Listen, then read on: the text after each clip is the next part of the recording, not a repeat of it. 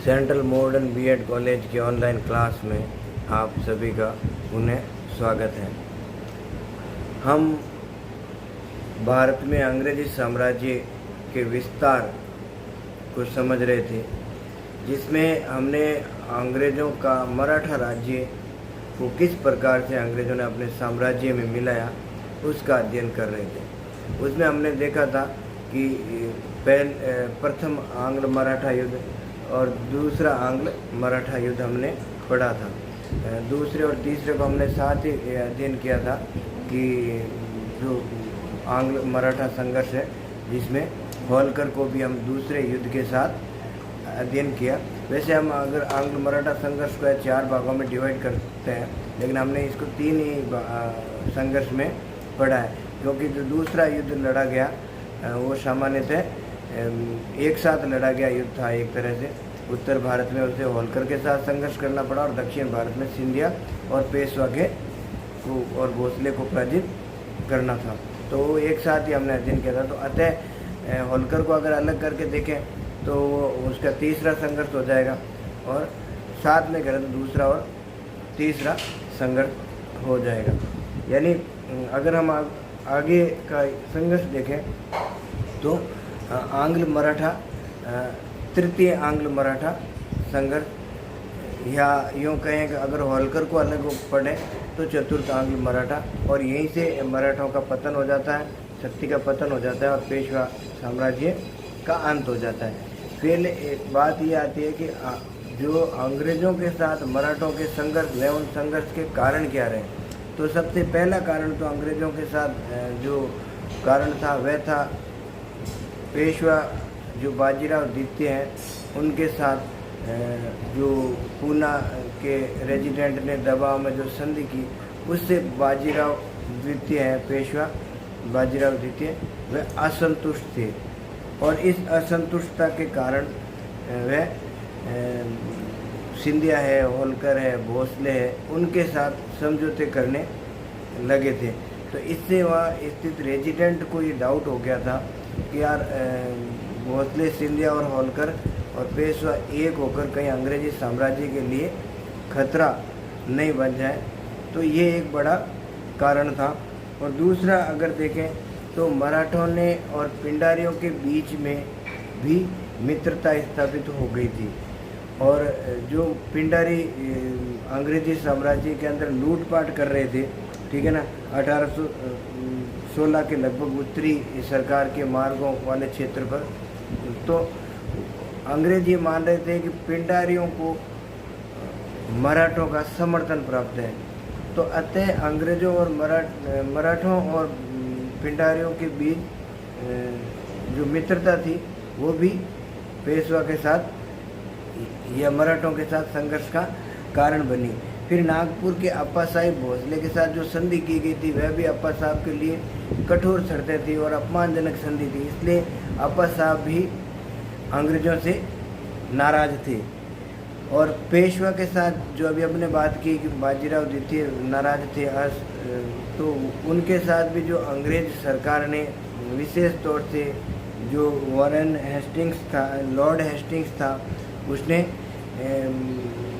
पूना स्थित रेजिडेंट को दबाव बनाया कि पेशवा पर के साथ पूना के लिए एक समझौता किया जाए, और उस समझौते से पेशवा काफ़ी असंतुष्ट हो गया था, क्योंकि पूना में जो समझौता हुआ उसके तहत मराठा जो अध्यक्ष पद है उसका पेशवा है वो छोड़ दे, तो उसने अध्यक्ष पद का अधिकार छोड़ दिया। साथ में भी कोई भी अगर वह अन्य राज्य के साथ कोई संबंध या समझौते की बात करेगा, बातचीत करेगा, तो उसमें रेजिडेंट के परामर्श से करेगा। साथ में उसने ये बात भी स्वीकार कर ली कि पूना में जितनी भी सेना अंग्रेज रखना चाहे उतनी वह उसके राज्य में रख सकते हैं। और साथ ही साथ उसे ये भी कहा कि जो उनका त्र्यंबक राव जी उनके मंत्री थे, जो अंग्रेज़ों से बिल्कुल विरोधी चल रहे थे, उनको भी वो अरेस्ट करके पकड़वा में मदद करेगा। तो इस प्रकार से इसकी जो पूना में जो समझौते किए गए पेशवा के साथ वह कठोर संधि और समझौते थे। इस कठोर संधि समझौता भी एक युद्ध का कारण बना। फिर इसी प्रकार दौलत राव सिंधिया के साथ जो संधि की गई थी जिसमें उसे उत्तर भारत के जो कोटा है, उदयपुर है, जोधपुर है, उन राज्यों से संबंधित वो जो भी उनके अधिकार थे अधीनता संबंधी, उन राज्यों को वह स्वतंत्र अधिकार दे दिया गया और इनसे उनको वंचित कर दिया गया। और साथ ही ऐसी स्थिति से भी दौलत राव सिंधिया नाराज था, क्योंकि वह अब इस बात से भी नाराज था क्योंकि अंग्रेजों ने उसके साथ इस प्रकार की संधि की थी कि वह पिंडारियों का न तो सहयोग करेगा ना सहयोग लेगा। तो इससे दौलत राव सिंधिया भी उनसे नाराज थे। गायकवाड़ के साथ जो संधि की गई थी उससे भी गायकवाड़ अंग्रेजों से नाराज थे। और होलकर की स्थिति वो कमज़ोर करना चाहते थे, क्योंकि हमने देखा कि जब मल्हारराव होलकर जब तक शासक थे, जब तक अंग्रेज़ों के लिए वह बड़ी चुनौती थे, लेकिन जब मल्हारराव होलकर की मृत्यु हो गई और उनके स्थान पर जब जसवंतराव होलकर वहाँ के शासक बने, तो उन्हें के लिए एक अच्छी बात थी अंग्रेज़ों के लिए कि अब उस पर होलकर पर भी अपना अधिकार स्थापित करने का अवसर मिला और इसी का लाभ उन्होंने उठाया। और उन्होंने मल्हारराव होलकर द्वितीय की स्थिति को और अधिक खराब कर दिया, क्योंकि उत्तराधिकार की स्थिति में वह स्थिति और अधिक कमज़ोर हो गई। इन सभी का फ़ायदा उठाते हुए अंग्रेज़ों ने मराठा शक्ति को छीन बीन करने का अवसर था और मराठा शक्ति को अंत करने का। तो ऐसी स्थिति में हम आगे उन्होंने अलग अलग युद्ध किया। सबसे पहले उन्होंने पेशवा बाजीराव के साथ संघर्ष किया और पेशवा बाजीराव के साथ जो किरकी नामक स्थान पर ब्रिटिश रेजिडेंट ने पर आक्रमण कर दिया था और इस आक्रमण से में अंग्रेज रेजिडेंट भागना पड़ा और उस पर आग लगा दी। और लेकिन अंग्रेज ने एक विशाल सेना पेशवा के खिलाफ भेजी और जिसमें पेशवा पराजित हुआ और अंततः पेशवा ने उनके साथ समझौता कर लिया। और इस प्रकार 12 नवंबर 1817 को पेशवा ने पराजित हुआ और पेशवा को एक नई संधि करनी पड़ी मैलकम के साथ 18 जून 1818 को, जिसके तहत पेशवा पद ही समाप्त कर दिया गया और उन्हें बिठूर भेज दिया गया और एक बड़ी धनराशि उनको पेंशन के रूप में दे दी गई।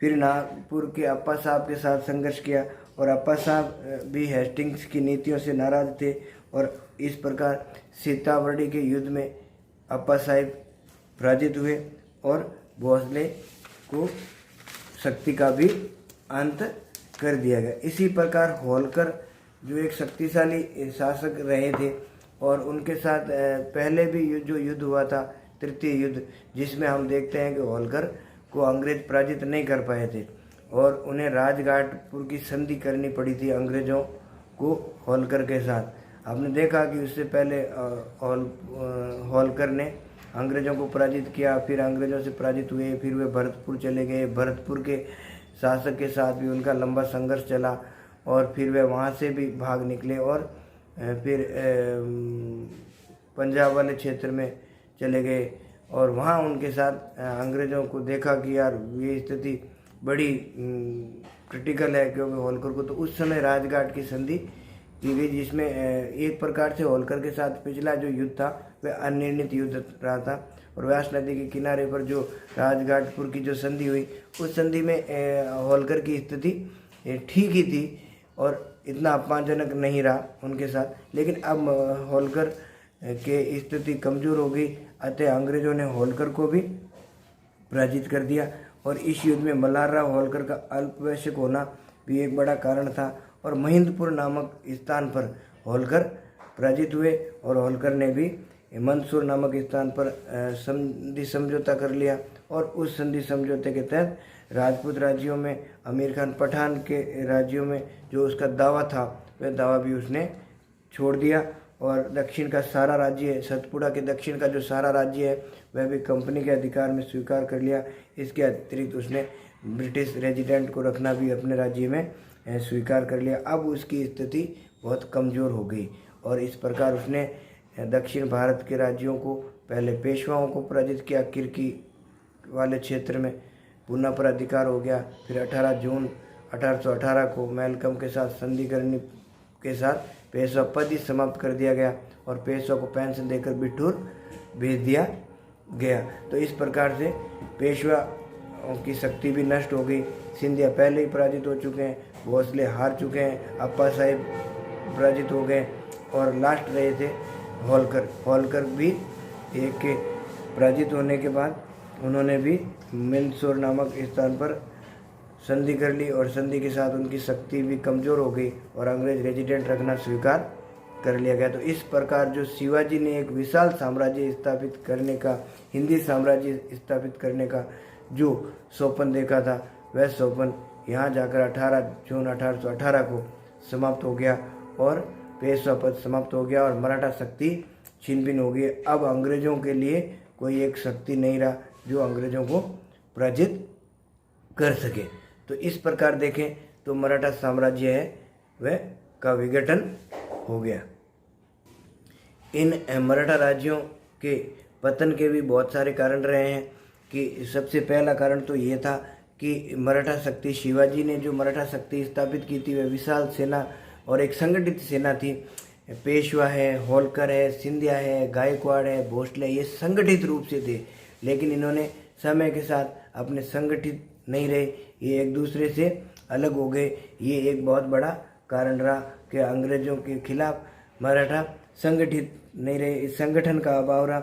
अब एक ऐसी केंद्रीय शक्ति भी नहीं रही जो उनको नेतृत्व कर सके या उनका सभी लोग उनका अधीन उनका सहयोग कर सके। तो पेशवा जब तक योग्य रहे, जब तक तो ठीक था।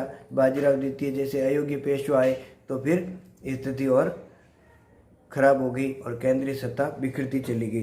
फिर आर्थिक स्थिति भी खराब होती चली गई। लगातार युद्धों में, आपसी झगड़ों में लड़ते झगड़ते रहे, जिससे मराठों की शक्ति, आर्थिक स्थिति कमज़ोर होती चली गई। फिर अंग्रेजों समय के साथ जो मराठों को जो गुरिल्ला युद्धपूर्ण पद्धति थी वो तो ठीक थी, लेकिन जब खुले मैदान में आगे लड़ने की स्थिति आई, जब उन्होंने उत्तर भारत की ओर अपने पैर पसारे, तो वो उस स्थिति में उन्होंने नवीन जो सैन्य सुधार करना था उसमें वे असफल रहे और इस कारण वो पतन की ओर। फिर साथ में एक हिंदू स्वराज्य की स्थापना, अटक पर से लेकर कटक तक के अगर हम कहें तो हिंदू राज्य स्थापित करने का जो श्रेय मराठों को या पेशवाओं को जाता है। जो शिवाजी ने जो सपना देखा था वो सपना साकार होता दिख रहा था, लेकिन बाद में अयोग्य उत्तराधिकारियों ने हिंदुओं के साथ आपसी संघर्ष के कारण ही वह, जिसमें उन्होंने जाटों के साथ, राजपूतों के साथ लूटपाट करना, उनके राज्यों से कर वसूल करना, तो ये एक बड़ा उनको साथ नहीं लेना भी उनके एक पतन का कारण रहा। साथ में पानीपत के तीसरा युद्ध भी उनके पतन का एक बड़ा कारण रहा, जो 1761 में मराठा शक्ति एक बहुत विशाल शक्ति के रूप में अंग्रेजों के लिए सबसे बड़ी चैलेंज मराठा ही थे। लेकिन जब 1761 में पानीपत के तृतीय युद्ध में अहमद शाह अब्दाली से मराठे पराजित हो गए तो मराठा की शक्ति कमज़ोर हो गई और फिर उनकी स्थिति वापस सुधर नहीं पाई, क्योंकि अंग्रेज़ों ने बच्ची कुची जो उनकी शक्ति थी उसको अंत कर दिया।